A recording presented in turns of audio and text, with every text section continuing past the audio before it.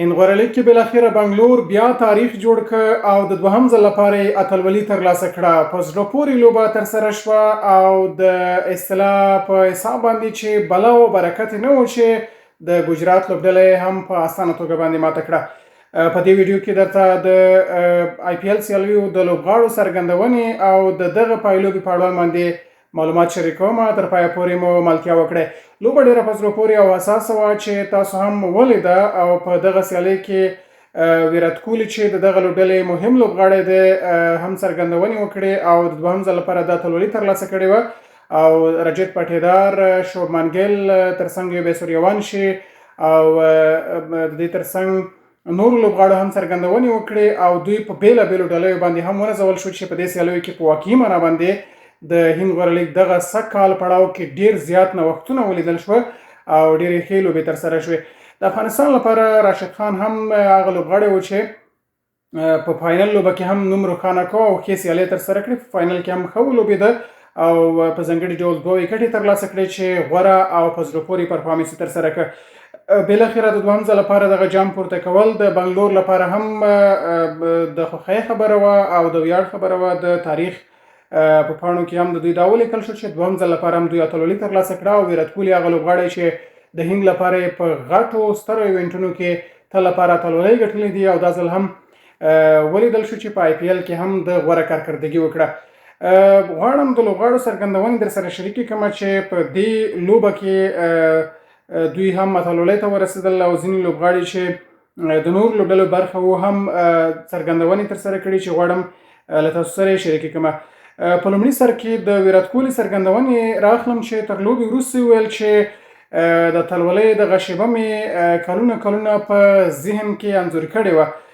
دی وایي چې د لوبې غوره لوبغاړی په توګه راتللم زما لپاره ویاړ دی او د ویلي دي چې د بریا منډې ترسره کول هغه شیبه دی چې کلونه په خوبونو او تصویرونو کې لیدلې ده. همدغه راز کوهلي ویلي چې کله چې کریس ته ورننوتو بشپړه ډاډ او ارامي ورسره وه ځکه باور یې درلود چې د دوی پیاوړې لوبډله هر ډول ستونزې حالت ته اداره کولی شي او هغه زیاته کړې چې د هدف تعقیب پر مهال یې په دقیقه توګه باندې پوهېده چې څه باید ترسره کړي. نوموړي دا هم ویلي چې د ځوانو لوبغاړو شتون او سیالي هغې ته دې ته اړ کړې دی چې خپله لوبه لا چټکه او اغېزمنه کړي.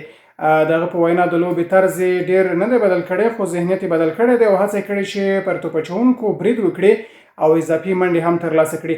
کوهلي څرګنده کړې چې د دوی لومړنی هدف د جدول سر ته رسېدل و خو له هغې وروسته د سیال نوم ته اهمیت نه ورکوه او هره لوبه یې د اتلولۍ په ذهنیت ترسره کوله. هغه د خپل لوبډلې د تجربه لرونکو لوبغاړو ستاینه کړې او ویلي دي چې په لوبو او حساسو شیبو کې تل همدغو سترو لوبغاړو د بریا مسؤلیت پر غاړه باندې اخیستی. کوهلي هم دا ډول زیاته کړې ده چې د لوبې له پیل وړاندې له وینکټش ایر سره پرېکړه کړې وه چې سیالي باید د ځواکمن پړاو پر مهال تر خپل کنټرول لاندې راولي او همدا روښانه پلان د بریا مهم لامل وګرځېده. نوموړي په پای کې د مینوالو مننه وکړه او وویل چې که څه هم لوبه د ګجرات په کورني میدان کې ترسره کېده خو شاوخوا 90 سلنه نندارچیانو د بنګلور ملاتړ کوه او همدغه مینا د لوبډلې لپاره ستره انرژي بللې ده. نو دا هم د ویرات کوهلي څرګندونې وې چې زیات خوشحاله و د دغې لوبې په اړوند باندې. ځوان لوبغاړی یوبی سوریوانشي چې ګڼ شمېر ډالۍ ورکړل شوې تاسو به لیدلې وي په میچ پریزنټیشن کې چې ګڼ شمېر ډالۍ ترلاسه کړې. هغه هم څرګندونې وکړې چې ویل د فشار اداره کول او د لوبې له حالت سره سم بدلیدل مې تر ټولو لوی درس دی یا په ټوله کې ستر درس دی چې ما ترسره کړی یا ترلاسه کړی دی. د ځوان کرکټر ستوري یوبی سوریوانشي د روان پړاو له پای ته رسېدو وروسته ویل چې د خپلو بریاوو او لاسته راوړنو له امله خوښ دی خو د مرکو او شهرت له امله یو ډول فشار هم احساسوي. سوریوانشي ویلي دا د ویاړ شیبه ده او هڅه به وکړي چې په راتلونکي پړاو کې هم همدغسې ښې لوبې ترسره کړي. هغه د خپلې بریدګرۍ لوبې په اړه ویلي چې زه پر خپل استعداد باور لرم هر کله چې توپ د وهنې وړ واوسېږي بشپړه برید پرې کوم او هڅه کوم خپله طبیعي لوبه ترسره کړم. ځوان توپوهونکي زیاته کړې چې د روان پړاو تر ټولو مهم درس ورته د فشار پر مهال لوبه کول او د لوبې له حالاتو سره سم د خپلې تګلارې بدلول و. دغه په وینا هیڅ لوبغاړی نشي کولی هره لوبه په یو ډول ترسره کړي بلکې باید د لوبې شرایط وارزوي او د لوبډلې اړتیا ته په کتو پرېکړه ترسره کړي. سوریوان چې د خپل روغتیا او بدني چمتووالي په اړه هم خبرې وکړې او ویل چې فټنس یې اوس مهم تمرکز دی او نوموړي ویلي چې غواړي اوږده موده کرکټ ترسره کړي نو باید له ټپونو ځان وساتي او پر بدني چمتووالي هم لا ډیر کار ترسره کړي. هغه د خپلې لوبډلې او مشرانو لوبغاړو ستاینه کړې ده. ویلي دي چې ټولو یې ملاتړ کړی دی او تل یې پرې باور ښودلی دی او تجربه لرونکو لوبغاړو څخه ډیر څه زده کړي دي. سوریوان چې په پای کې ویلي چې د لوبډلې چاپیریال خورا مثبت او دوستانه دی او همدغې فضا د هغه په پرمختګ کې هم مهم رول لوبولی دی.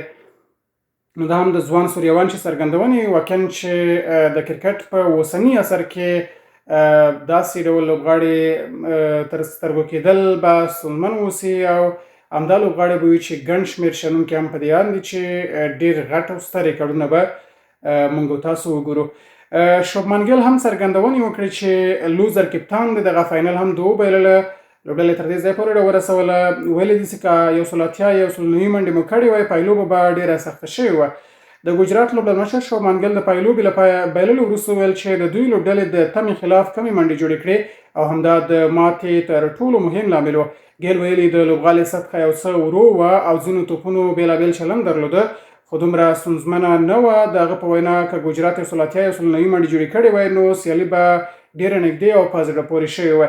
نوموړي زیاته کړې چې د چټکو توپ اچوونکو لپاره د لوبې په پیل کې یو څه مرسته موجوده وه خو د سر لوبغاړو ژر سوځېدو د دوی د پاڼې خوځښت له منځه یوړ او لوبډلې هېڅکله مطلوبه چټکتیا ترلاسه نه کړه. د ګجرات لوبډل مشر ویلي چې د دوی پلان دا و چې د ځواکمن پړاو پر مهال باندې د بنګلور یو یا دوه مهم لوبغاړي وسوځوي خو سیالي لوبډلې په لومړۍ اورونو کې له اړتیا 15 تر 20 پورې زیاتې منډې ترلاسه کړې او هماغه برلاسۍ یې تر پایه پورې له ځان سره وساته. ګیل د خپلې لوبډلې د ټول پړاو له کړنو خوښي څرګنده کړه. وویل چې ګجرات د لومړیو دوو ماتو جوړولو وروسته بیرته په پیاوړې بڼه راستون شو او پر ځان یې باور وکړ او د سیالیو تر وروستۍ لوبې پورې د اتلولۍ لپاره مبارزه ترسره کړه. په پای کې ویلي دي چې که څه هم د اتلولۍ جام یې ترلاسه نه کړ خو له خپل سفره خوښ دی او باور لري چې لوبډله لا هم د لا ښه کېدو او پرمختګ لپاره ډېر فرصتونه له ځان سره لري. دا هم د شوبمن ګیل څرګندونې وې. له بل پلوه رجت پټیدار چې د دغه اتلولۍ غوره لوبډل مشر او ګټونکی و ویلي چې دغه اتلولي د بنګلور د مینوالو لپاره ده. د بنګلور لوبډل مشر رجت پټیدار د اتلولۍ له ګټلو وروسته خپله خوښي څرګنده کړې او ویلي دي چې د تیر کال خاطرې ورسره وي خو لوبغاړو هڅه وکړه ټول تمرکز پر اوسني حالت وساتي. پټیدار ویلي د خوښۍ احساس دومره لوی دی چې په الفاظو کې بیانول اسانه نه دي. دغه په وینا د لوبډلې پلان له پیل څخه روښانه و او د هدف تعقیب ورته نسبتا اسانه ښکارېده. نوموړي زیاته کړې چې د دوی اصلي موخه د ګجرات د سر 3 توپ وهونکو سوځول و او توپ اچوونکو هم په ټول پړاو کې د ستاینې وړ کار کړی دی. هغه د لوبډلې د ټولو توپ اچوونکو ځانګړې ستاینه وکړه او وویل چې د اتلولۍ په ترلاسه کولو کې مهم رول لوبولی دی. پټیدار دا هم ویلي دي چې هېڅکله یې تصور نه کوو چې یو ورځ به د بنګلور لوبډلې لپاره د اتلولۍ جام پورته کوي خو باور لري چې دا هر څه د تقدیر برخه وه. د بنګلور لوبډل مشر د تیر کال او سږ کال ترمنځ توپیر ته په اشارې ویلي چې تیر کال پرې ډېر فشار و خو سږ کال لوبډله له ذهني پلوه پیاوړې باوري او ارامه وه. دغه راز هغه ویلي دي چې د ویرات کوهلي په اړوند باندې چې کومې څرګندونې کړې ویل چې نوموړی تل د لوبډلې او ځوانو لوبغاړو تر څنګ ولاړ وي مشورې ورکوي او هر وخت د مرستې لپاره چمتو اوسي. پټیدار په پای کې د بنګلور مینوالو ته خپله اتلولي ډالۍ کړې ده. ویلي دي چې دا جام یو ځل بیا ستاسو لپاره دی او ستاسو ملاتړ هر ځای زموږ لپاره د کور احساس راکوو او همدا مینه زموږ د بریا تر ټولو لوی ځواک و چې ترلاسه کړی مو دی. نو واقعا چې کله چې دغسې یو ستره بریا ترلاسه کیږي نو لوبغاړي او په ټوله کې بیا د لوبډلې لوبډل مشر خپلې دغه څرګندونې هم شریکوي چې تاسو هم واورېدې. په دې برخه کې تاسو د دغه څلور لوبغاړو خبرې راسره واورېدې او په اړه باندې ستاسو نظر څه دی. مخکې هم در سره ویډیو شریکه کړئ او که چېرته په چینل کې هم نوي یاستئ زموږ چینل در سره سبسکرایب کړئ او مخکې د نورو ویډیوګانو لپاره هم په تمه اوسئ. او باید ووایم چې راشد هم په دې سیالیو کې 21 ویکټې ترلاسه کړې چې په ټوله کې 11 لوبې ترسره کړې. په 11 لوبو کې 21 ویکټې ترلاسه کړې چې د سیالیو څلورم تر ټولو غوره لوبغاړی ونومول شو او همدغه راز د سپینرانو په قطار کې تر ټولو غوره سپینر بالر ثابت شوی دی. نو له ویډیو کتلو مو ځانګړې مننه. تر بلې ویډیو تاسو ته ښه وخت او ښه چیرې.